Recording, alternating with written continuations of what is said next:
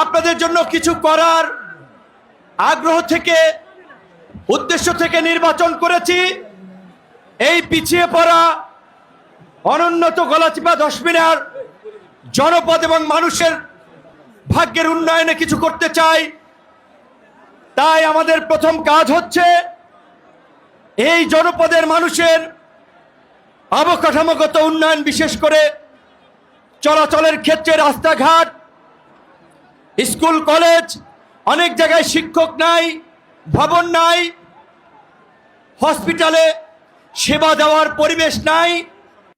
আজকে যেহেতু আমরা জনপ্রতিনিধি নির্বাচিত হয়েছি, আজকে বন্ধের দিনে আপনাদের প্রতি কৃতজ্ঞতা থেকে আপনারা যে স্যাক্রিফাইস করেছেন, আপনারা যে ত্যাগ স্বীকার করেছেন, সেই ত্যাগের মূল্যায়নের জন্যই আপনাদের প্রতি সম্মানের জায়গা থেকেই খুব অল্প সময়ের সফরে গলাচিপা এসেছি। আগামীকালকে 10 মিনা এবং সকালবেলাও গলাচিপা প্রশাসনের সাথে মিটিং, এই এলাকার উন্নয়ন অবকাঠামো নিয়ে। রবিবার দিন জেলা প্রশাসনের সাথে মিটিং, আবার রবিবার রাতেই ঢাকায় ফিরতে হবে। হয়তো এই সংক্ষিপ্ত সময়ের মধ্যে সকলের সাথে দেখা করা সম্ভব হবে না, কিন্তু আমি আপনাদের সন্তান হিসেবে, ভাই হিসেবে এটুকু বলতে পারি, একটু গুছিয়ে উঠলেই আপনারা কাছে পাবেন।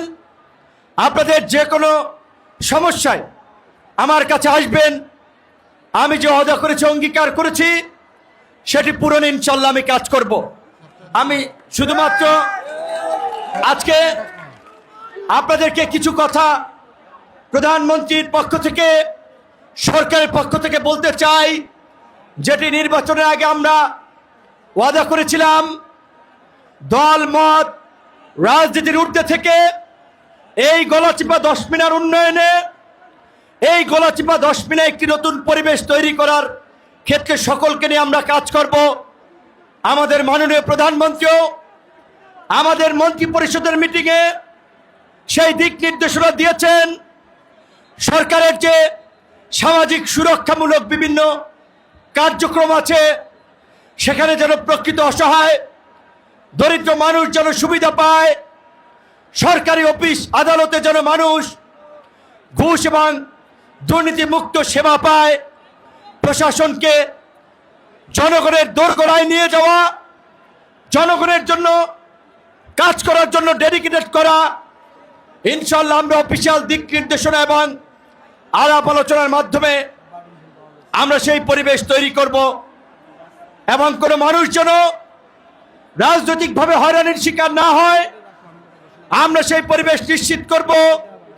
আমাদের নির্বাচনী কমিটমেন্ট অনুযায়ী ওই চরের জমিতে যেন কেউ জোর জবরদস্তি করে দখল করতে না পারে, কৃষকরা যেন তার মালিক হয়। হাট বাজার, লঞ্চ ঘাট, খেয়াঘাটে মানুষকে জিম্মি করে যেন অতিরিক্ত টাকা আদায় করতে না পারে। আপনারা দেখেছেন ওই আমখোলার তরমুজের ঘাট আমরা হরিদাবপুর উন্মুক্ত করে দিয়েছি। কোন ব্যবসায়ীর কাছ থেকে রাজনৈতিক পরিচয়ে কেউ যেন চাঁদা, অনৈতিক অবৈধ সুবিধা না নিতে পারে।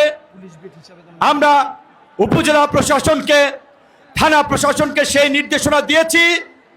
প্রধানমন্ত্রীর অভিপ্রায় অনুযায়ী মাদক এবং জুয়ার বিরুদ্ধে প্রধানমন্ত্রী প্রশাসন এবং জনপ্রতিনিধিদেরকে কঠোর পদক্ষেপ নেওয়ার নির্দেশ দিয়েছেন।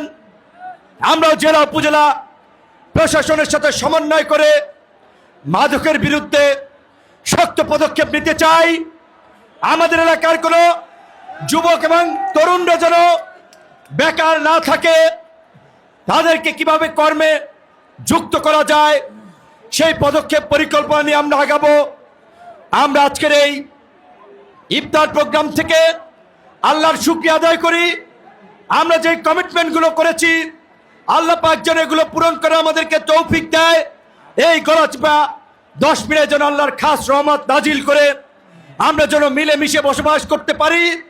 শুধুমাত্র একটি কথা বলে শেষ করতে চাই, প্রিয় উপস্থিতি, আপনার অতীত রাজনৈতিক অভিজ্ঞতা থেকে নিশ্চয়ই জানেন, আজকে গলাচিপায় 10 মিনিট যদি আজকে আমি এমপি হতে না পারতাম, অনেক এলাকায় থাকতে পারতো না,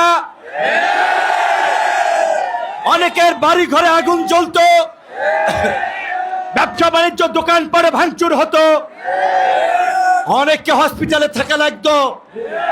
কিন্তু আমরা সংসদ সদস্য নির্বাচিত হওয়ার পরে এই এলাকার পরিবেশ আগে যা ছিল তার চেয়েও ভালো হতে শুরু করেছে, আগামীতে আরো ভালো হবে।